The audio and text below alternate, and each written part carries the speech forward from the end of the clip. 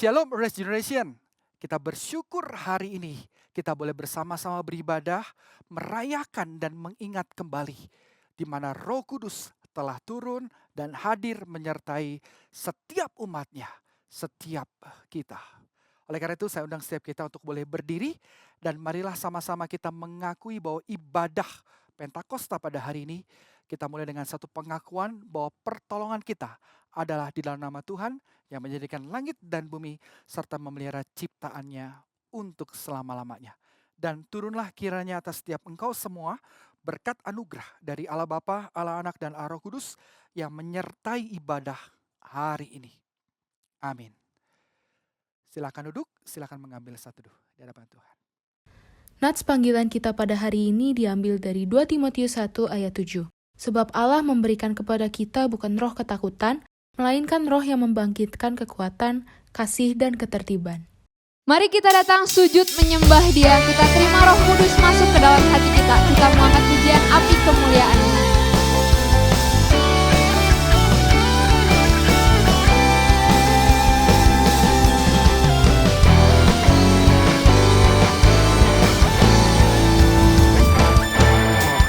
Dengarkanlah suara nafiri memanggil semua umatnya. Dari seluruh penjuru bumi datang sujud menyembah Dia. Dengarkanlah suara nafiri memanggil semua umatnya. Gereja Tuhan bersatu kini mengangkat tinggi panjinya. Bersiap maju janganlah lengah, Yesus panglima kita. Gunakan semua senjata Allah dalam kuasa Roh Kudus. Api kemuliaan-Nya tercurah dari surga, penuhi kami semua. Bangkitlah gerejanya. Api kemuliaan-Nya tercurah dari surga.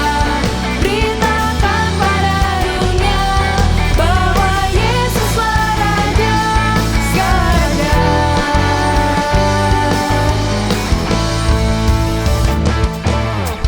Dengarkanlah suara nafiri memanggil semua umatnya. Dari seluruh penjuru bumi datang sujud menyembah Dia. Dengarkanlah suara nafiri memanggil semua umatnya. Gereja Tuhan bersatu kini mengangkat tinggi panjinya. Bersiap maju janganlah lengah, Yesus panglima kita. Gunakan semua senjata Allah dalam kuasa Roh Kudus. Api kemuliaan-Nya tercurah dari surga, penuhi kami semua. Bangkitlah gerejanya. Api kemuliaan-Nya tercurah dari surga. Beritakan pada dunia bahwa Yesuslah Raja. Api kemuliaan-Nya tercurah dari surga, penuhi kami semua. Bangkitlah gerejanya. Api kemuliaan-Nya tercurah dari surga. Beritakan pada dunia bahwa Yesuslah Raja segala.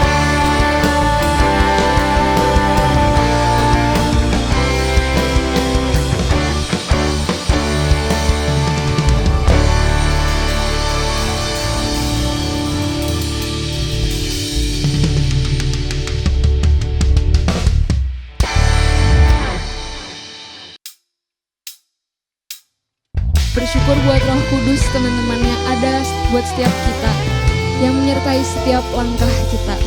Kita mau angkat pujian Roh-Mu yang hidup.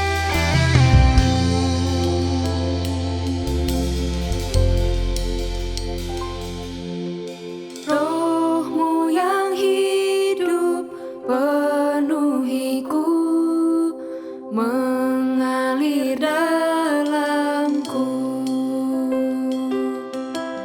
Jiwaku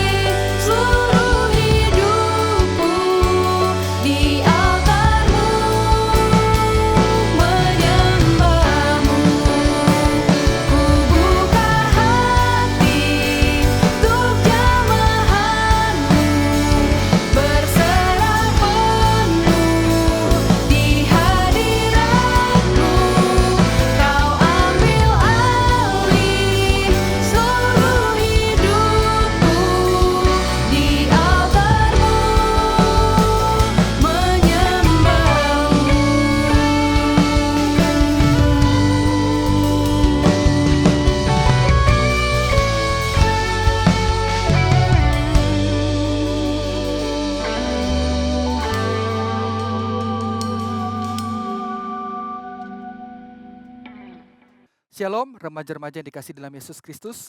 Kita bersyukur hari ini boleh mendengarkan firman Allah. Mari sebelum kita mendengarkan dan merenungkan firman Tuhan, saya ajak setiap kita untuk boleh berdoa. Mari kita berdoa. Tuhan, kami bersyukur kalau pada hari ini Tuhan memberikan kami satu sukacita, bahkan kesempatan untuk boleh kembali merenungkan firman Allah yang mengajak kami Tuhan kembali merenungkan makna daripada Pentakosta, di mana Roh Kudus telah hadir di dalam kehidupan gerejanya, kehidupan setiap kami, memberikan kami keberanian, memberikan kami kuasa, pembaharuan hidup, sehingga kami menjadi orang-orang yang menjadi berkat di tengah-tengah dunia ini. Mari pimpin kami Tuhan agar pemberitaan firman Tuhan ini sungguh memotivasi kami kembali Tuhan. Memberikan kami semangat kembali untuk menyatakan bahwa Engkau adalah Allah yang hadir, Allah yang nyata, Allah yang bekerja di dalam setiap kami. Di dalam nama Tuhan Yesus Kristus, kami siap mendengarkan firman Tuhan. Amin. Puji Tuhan. Teman-teman kudus Tuhan, firman Tuhan hari ini terambil dalam dua bagian, yang satu dalam perjanjian lama dan kemudian yang satu lagi adalah perjanjian baru. Dalam perjanjian lama kita akan membacanya dalam Ulangan pasal 16 ayat 9 sampai dengan ayat yang ke-12. Demikian firman Tuhan, Ulangan pasal yang ke-16 ayat 9 sampai dengan ayat yang ke-12. 7 minggu harus kau hitung pada waktu orang mulai menyabit gandum yang belum dituai. Haruslah engkau mulai menghitung 7 minggu itu. Kemudian haruslah engkau merayakan hari raya 7 minggu bagi Tuhan Allahmu. Sekedar persembahan sukarela yang akan kau berikan, sesuai dengan berkat yang diberikan kepadamu oleh Tuhan Allahmu. Haruslah engkau bersukaria di hadapan Tuhan Allahmu. Engkau ini dan anakmu serta, ulangin ayat 11, haruslah engkau bersukaria di hadapan Tuhan Allahmu. Engkau ini dan anakmu laki-laki, serta anakmu perempuan, hambamu laki-laki dan hambamu perempuan, dan orang Lewi yang di dalam tempatmu, dan orang asing, anak yatim dan janda yang di tengah-tengahmu, di tempat yang akan dipilih Tuhan Allahmu untuk membuat namanya diam di sana. Haruslah kau ingat bahwa engkau pun dahulu budak di Mesir, dan haruslah engkau melakukan ketetapan ini dengan setia. Satu bagian lagi yang terambil dalam Kisah Rasul pasal yang kedua, ayat 14 sampai dengan ayat yang ke-21. Ayat 14 sampai dengan ayat yang ke-21, demikian firman Tuhan. Maka bangkitlah Petrus berdiri dengan ke-11 rasul itu, dan dengan suara nyaring ia berkata kepada mereka, "Hai kamu orang Yahudi dan kamu semua yang tinggal di Yerusalem, ketahuilah dan camkanlah perkataanku ini. Orang-orang ini tidak mabuk seperti yang kamu sangka, karena hari baru pukul 9. Tetapi itulah yang difirmankan Allah dengan perantaraan Nabi Yoel. Akan terjadi pada hari-hari terakhir, demikianlah firman Allah, bahwa aku akan mencurahkan rohku ke atas semua manusia. Maka anak-anakmu laki-laki dan perempuan akan bernubuat, dan teruna-terunamu akan mendapatkan penglihatan-penglihatan, dan orang-orangmu yang tua akan mendapat mimpi. Juga ke atas hamba-hambaku laki-laki dan perempuan akan kucurahkan rohku pada hari-hari itu, dan mereka akan bernubuat. Dan aku akan mengadakan mujizat-mujizat di atas, di langit, dan tanda-tanda di bawah, di bumi, darah dan api, dan gumpalan-gumpalan asap. Matahari akan berubah menjadi gelap, gulita, dan bulan menjadi darah sebelum datangnya hari Tuhan, hari yang besar dan mulia itu. Dan barang siapa yang berseru kepada nama Tuhan akan diselamatkan." Sejauh ini pembacaan firman Tuhan, berbagilah setiap kita yang boleh membaca, merenungkan, bahkan melakukan kebenaran firman Tuhan di dalam kehidupan kita setiap harinya. Teman-teman, minggu ini adalah di mana kita boleh merayakan atau berbicara tentang Pentakosta. Di antara kita mungkin terasa asing dengan istilah atau hari raya Pentakosta. Akan tetapi bagi bangsa Israel, Pentakosta adalah hari raya yang sangat penting karena merupakan salah satu dari hari raya utama bangsa Israel.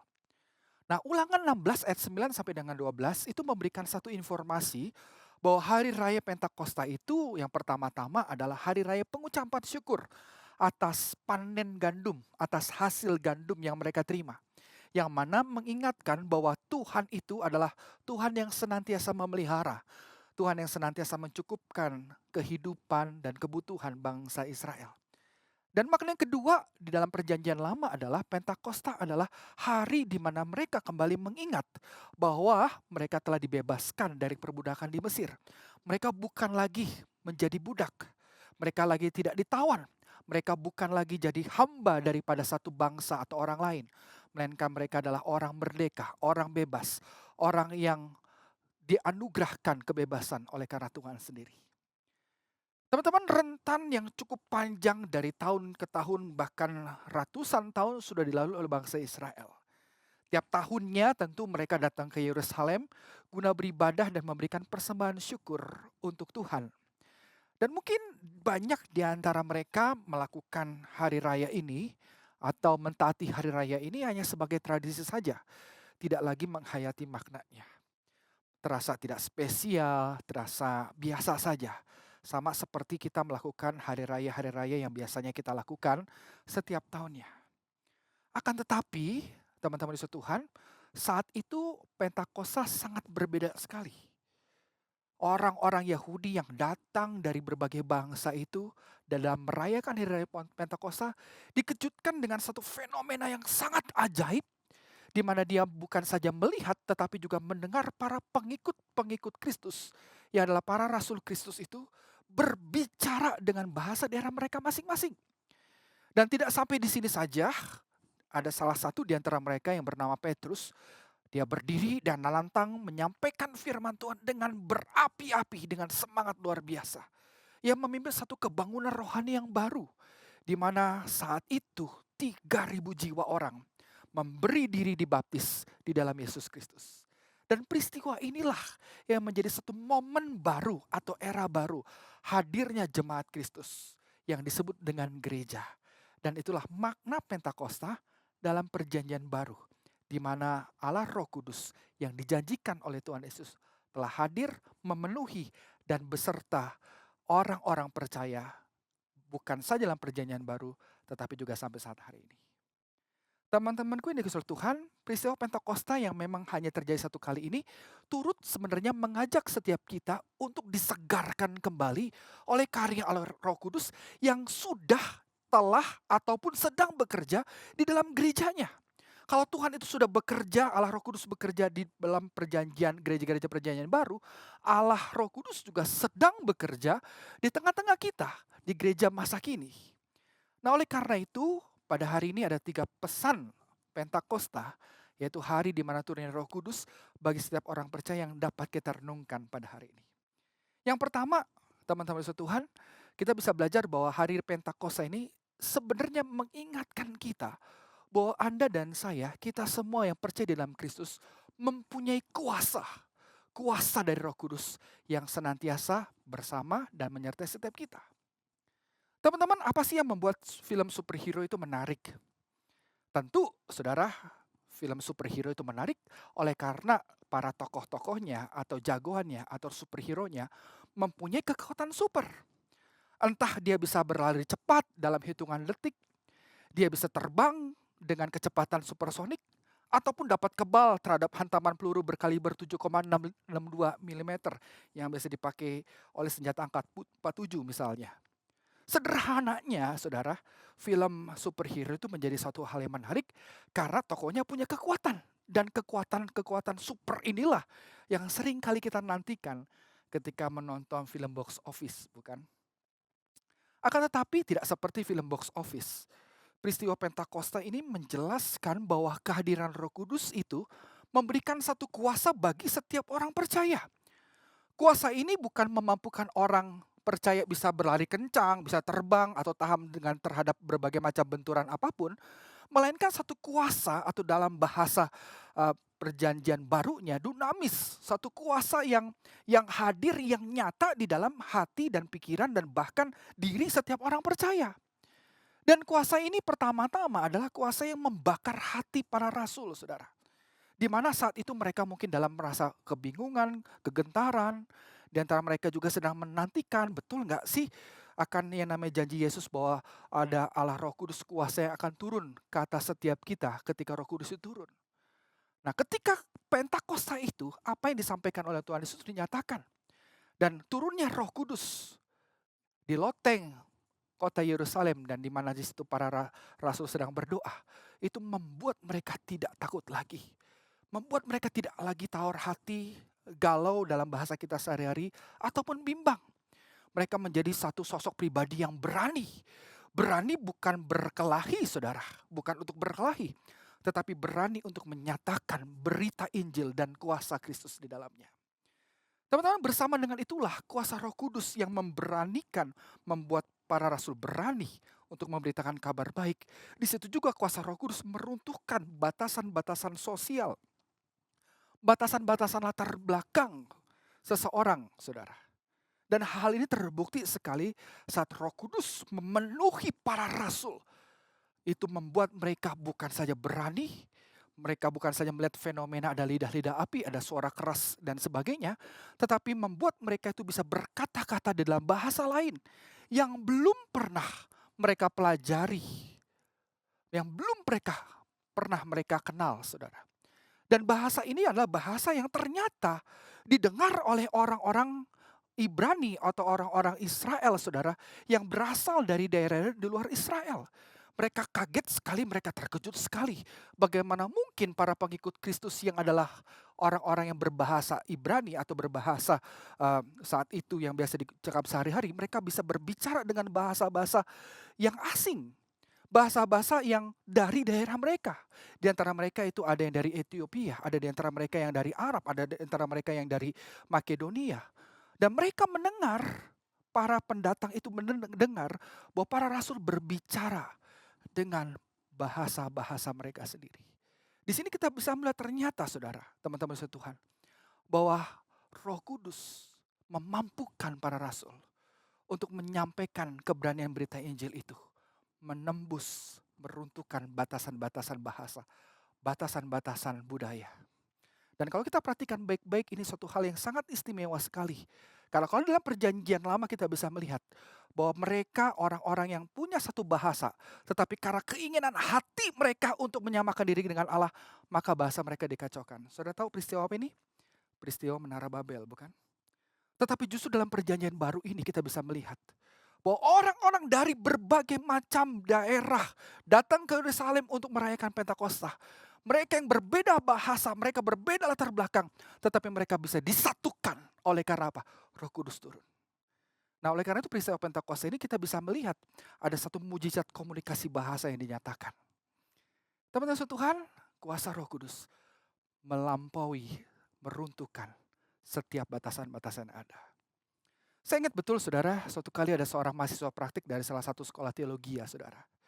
Dia diutus ke sebuah gereja yang sederhana, namun juga di tempat yang cukup baik, di salah satu kota yang dapat dikatakan cukup besar.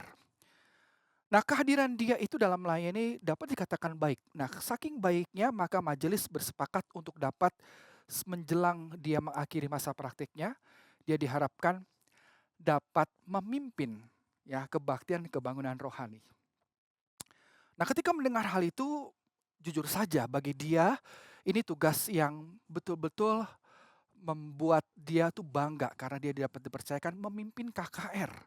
Tetapi di satu pihak dia juga gentar, merasa bergumul sekali oleh karena dia harus memimpin satu pemberitaan firman Allah yang diharapkan bisa menyentuh hati setiap orang percaya, menyentuh hati setiap orang-orang yang mungkin belum percaya, dan saat itu juga mungkin di antara orang-orang yang hadir adalah orang-orang yang mungkin adalah berpendidikan tinggi.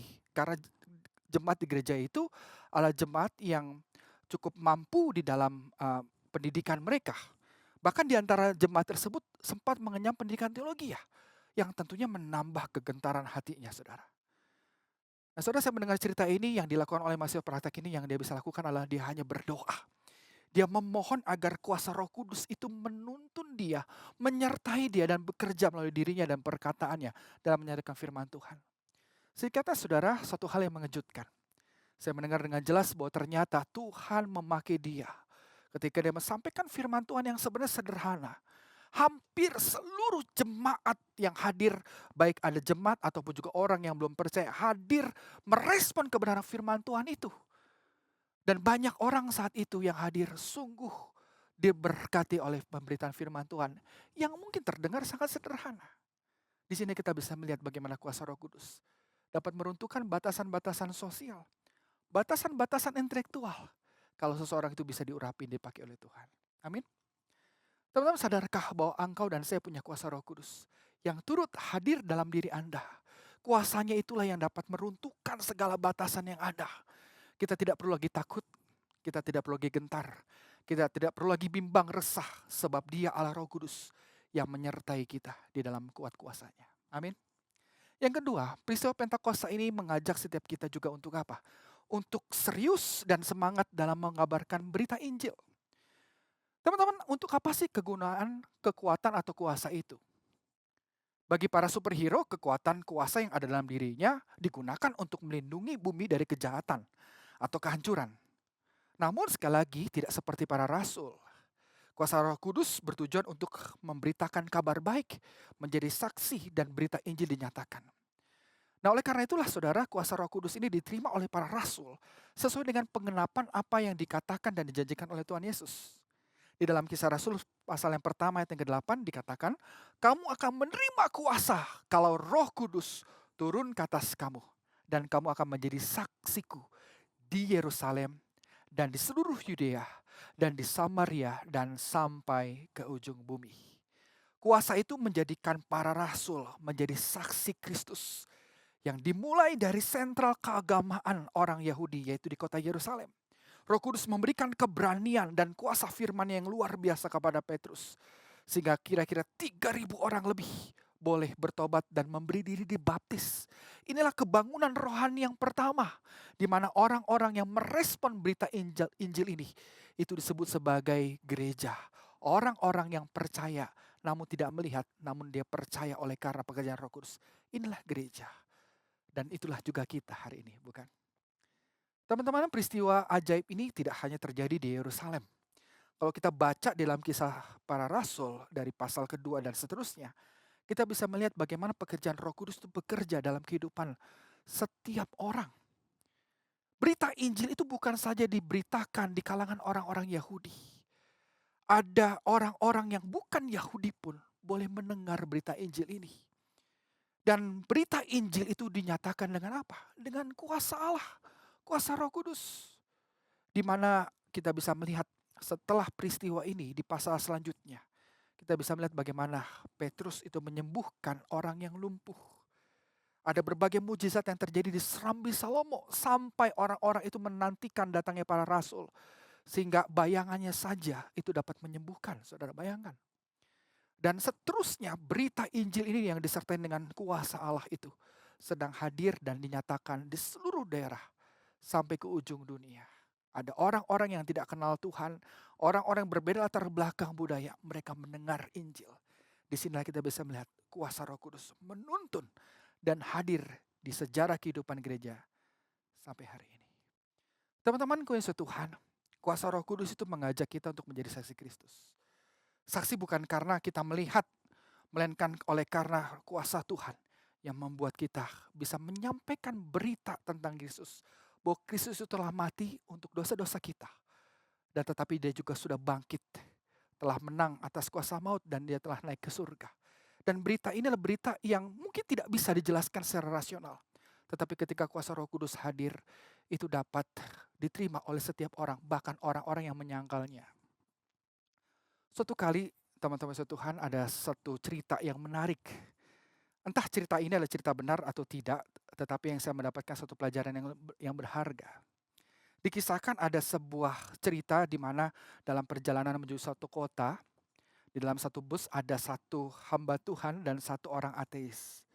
Dalam percakapannya sang ateis itu berusaha menjatuhkan iman Kristen, ya, iman daripada sang pendeta ini. Dia mempertanyakanlah tentang Allah Tritunggal, mempertanyakan ini dan seterusnya. Dia ingin membuktikan bahwa kekristenan itu adalah satu kepercayaan yang omong kosong, saudara. Nah, satu kalimat dia tantang si pendeta ini, dia berkata, Pak, kalau Bapak bisa buktikan secara nyata bahwa Tuhan itu ada, saya mau jadi orang Kristen. Sang pendeta itu yang sederhana, dia hanya terdiam, dia diam dan sambil berdoa. Dia memohon agar Roh Kudus itu bisa berbicara, menyampaikan berita dengan baik kepada orang yang ateis ini yang berusaha melecehkan iman kekristenan. Nah, bus itu tiba saudara ya di kota tujuan itu. Dan setelah turun dan setelah mau berpisah ke tempat masing-masing, sang pendeta itu langsung menepuk pundak daripada sang ateis ini berkata, "Pak, saya sudah punya jawabannya Pak, atas pertanyaan Bapak." Wah, sang ateis bingung. "Oke, saya penasaran. Apa jawabannya? Buktikan Tuhan itu ada. Coba saya ingin lihat." Bapak tadi tanya begitu kan? Saya akan buktikan bahwa Tuhan itu ada. Ya, saudara tahu apa yang dilakukan? Teman-teman tahu apa yang dilakukan? Dia angkat, si pendeta itu angkat tangannya dan ditampar, blak, ke muka sang ateis itu. Sang ateis kaget sekali ketika ditampar. Dan kemudian sang pendeta langsung berkata, "Coba waktu saya tampar kamu, sakit gak rasanya?" Sang ateis berkata, "Ya iyalah sakit, ini gimana sih Bapak Pendeta nih, aduh sekolah di mana sih? Ini mana-mana orang ditampar tuh pasti sakit lah." Nah sang pendeta berkata demikian, "Mana sakitnya? Kok saya gak lihat?" "Ya gak bisa lihat lah, itu kan dirasa." Sama juga, Tuhan itu memang kita gak bisa buktikan. Tapi dia bisa hadir dalam hidup Anda. Teman-teman, dari cerita ini ada yang berkata, ya, "Pak, kalau begitu, ketika kita bertemu dengan orang yang percaya sama Tuhan, apa yang kita lakukan?" Jawabannya, mari kita tampar bersama-sama. Tapi bukan kita tampar, saudara. Yang harus kita lakukan adalah kita memberitakan kabar baik tentunya, bukan? Tetapi poin dari ilustrasi ini mau menjelaskan bahwa Tuhan itu memberikan suatu kuasa bagi setiap kita untuk memberikan penjelasan, memberikan hikmat bagi setiap kita. Amin. Oleh karena itu jangan takut ketika kamu bertemu dengan orang yang mungkin melecehkan iman Kristen. Kuasa Tuhan akan bekerja memberikan kamu hikmat untuk memberitakan kabar baik yang luar biasa. Yang ketiga, yang terakhir, peristiwa Pentakosta itu juga menegaskan dan mengingatkan kembali bahwa ada satu pembaharuan Roh Kudus yang dikerjakan oleh Roh Kudus, saudara, di dalam hidup setiap orang percaya. Teman-teman, Tuhan gak ada yang lebih indah ketika kita mendapatkan suatu hal yang baru, bukan? Entah itu handphone dalam seri terbaru sampai konsol game terbaru. Singkatnya, hal yang baru itu senantiasa kita nantikan, bukan? Teman-teman, Tuhan, kuasa Roh Kudus bukan saja memimpin kita pada satu kejadian istimewa saat kita menjadi saksi Kristus. Bukan saja menunjukkan kuasanya yang luar biasa. Tetapi juga kuasa Roh Kudus itu memperbaharui, sanggup memperbaharui dan lebih mampu memperbaharui seluruh hidup kita. Dan inilah yang terjadi ketika berbagai manifestasi yang disaksikan. Kuasa Roh Kudus memimpin orang banyak pada pertobatan dan pembaruan hidup. Mereka bukan saja bertobat, tetapi mereka diperbaharui hati dan pikirannya.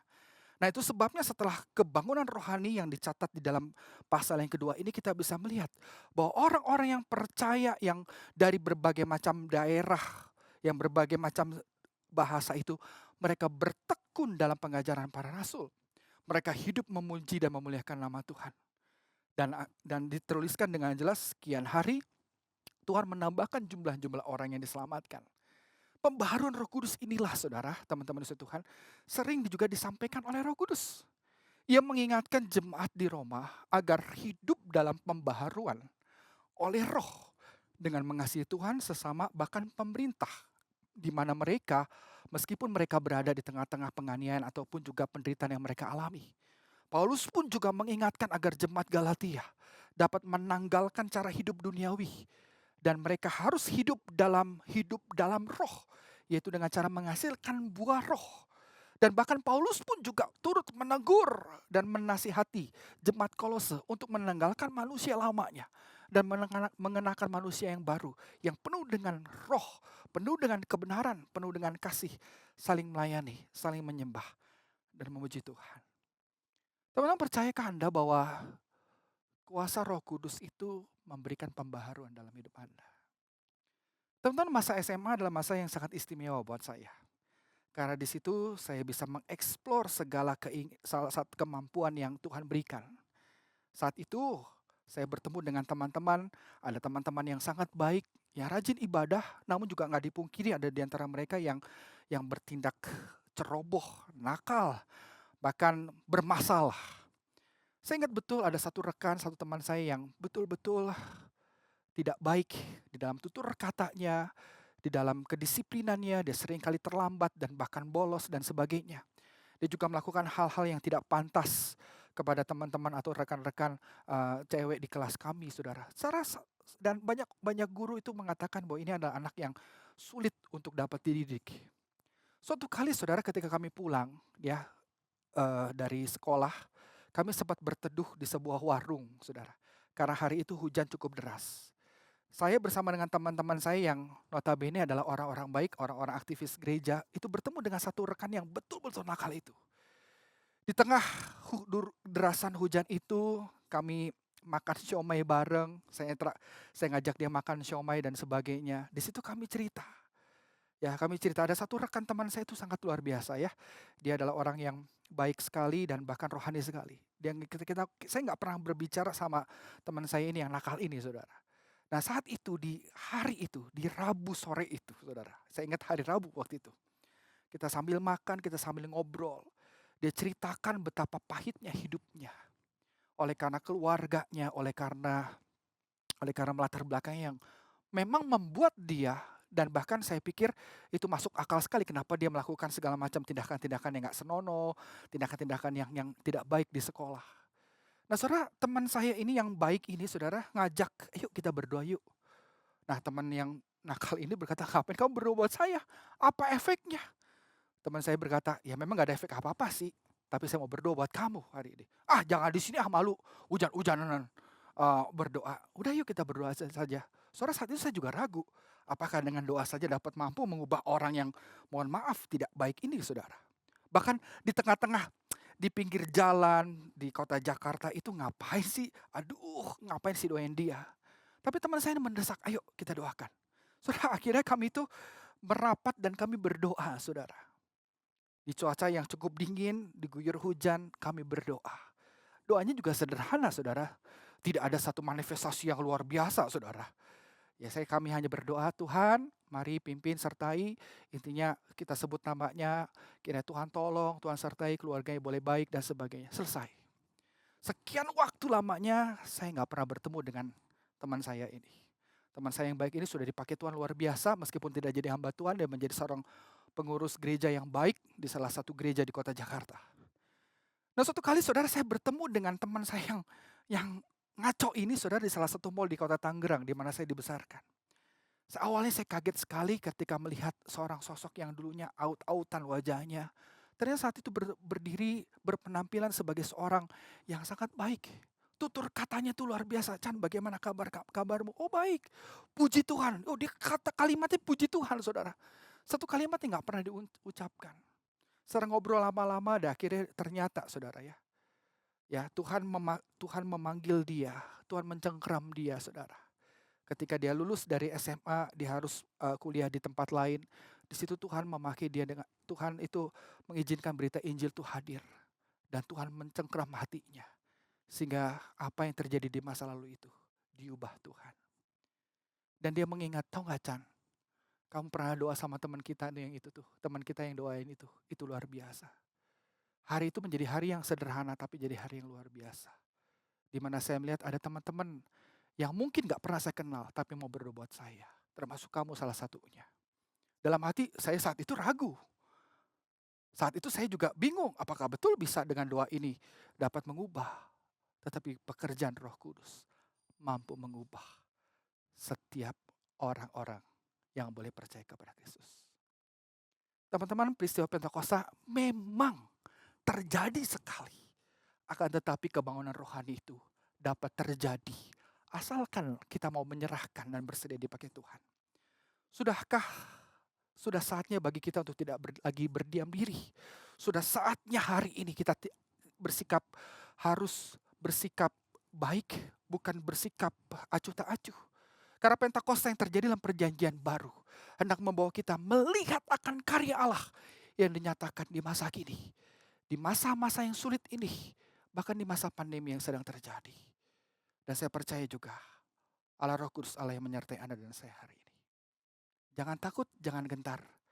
Kita bisa melalui semuanya ini bersama dengan Tuhan. Karena kuasa Roh Kudus hadir bersama dengan Anda dan saya. Puji Tuhan, mari kita berdoa. Tuhan, hari ini kami boleh belajar bahwa Pentakosta mengajak kami untuk merenungkan kembali bahwa kami memiliki kuasa di dalam Yesus Kristus. kami memiliki kuasa. Oleh karena Roh Kudus telah hadir Tuhan, yang membuat kami tidak lagi tawar hati, tidak lagi gentar Tuhan. Dan kuasa itulah Tuhan yang harus Tuhan kami nyatakan di dalam pemberitaan kabar baik. Kami mau menjadi saksi Kristus sebagaimana para rasul.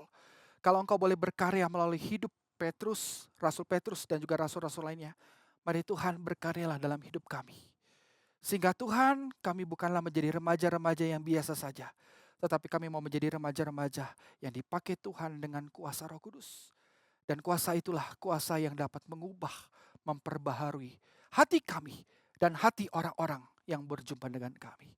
Pimpin kami Tuhan, ajar kami untuk senantiasa percaya bahwa kuasa Roh Kudus hadir, menyertai, dan bersama dengan kami semua.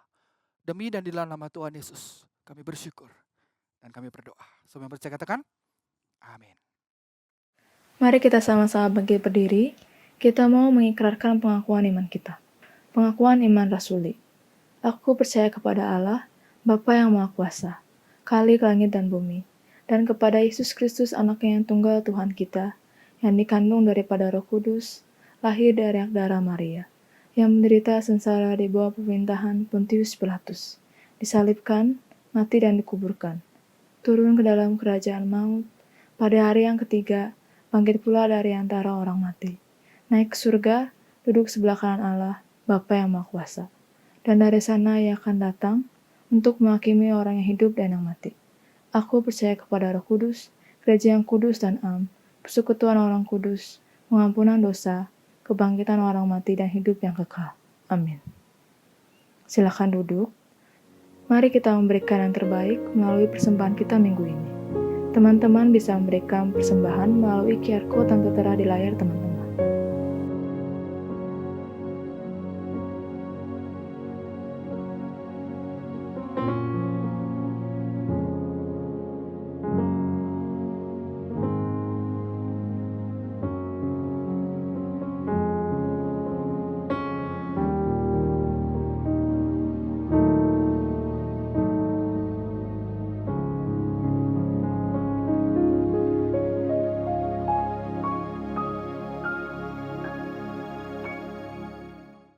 Mari teman-temanku yang disayang Tuhan, kita berdiri dan mari kita membawa persembahan dan juga nanti kita terima doa berkat di hadapan Tuhan.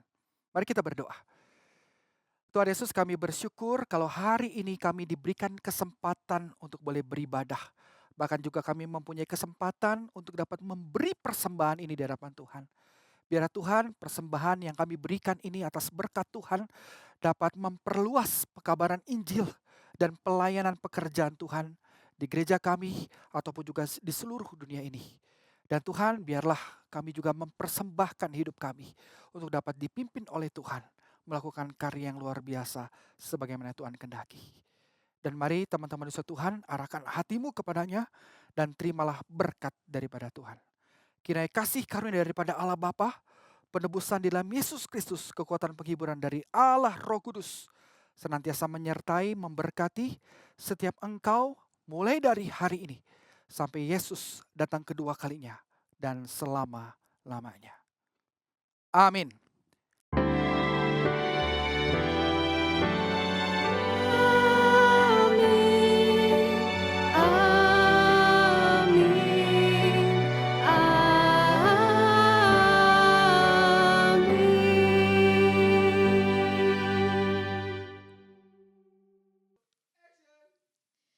Arise Generation, Happy Sunday. Semoga teman-teman terberkati dari ibadah hari ini ya.